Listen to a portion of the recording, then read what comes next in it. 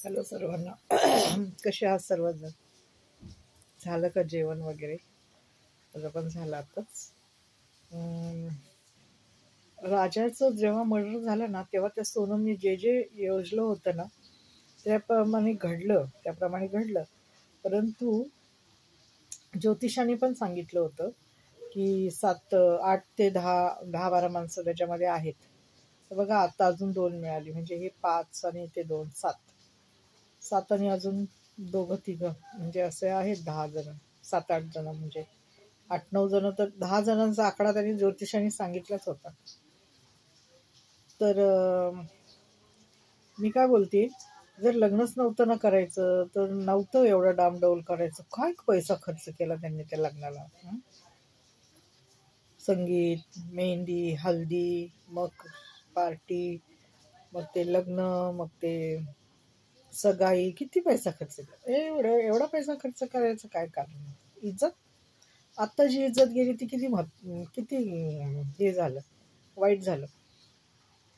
मग तेव्हाच ती गेली असती ना, ते सगळे पैसे घेऊन त्या राजबरोबर, तर राजाचा जीव वाचला असता, एखाद्या लेकराचा जीव वाचला असता. सोनम फार शातीर होती, पण त्याच्यापेक्षा शातीर पोलीस आहेत.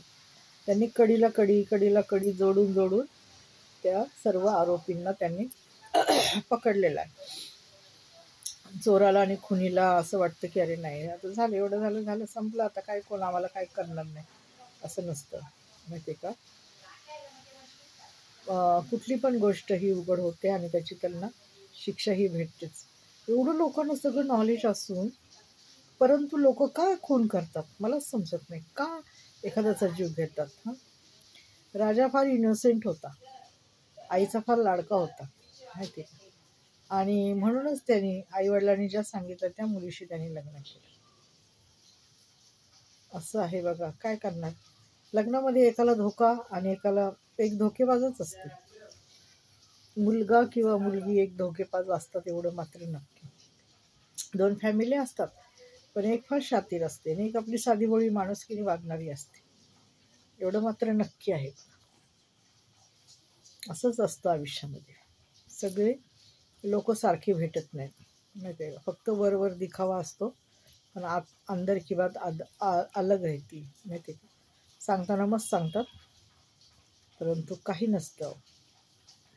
फार फसवेगिरी चाललेली आजकालच्या काळात.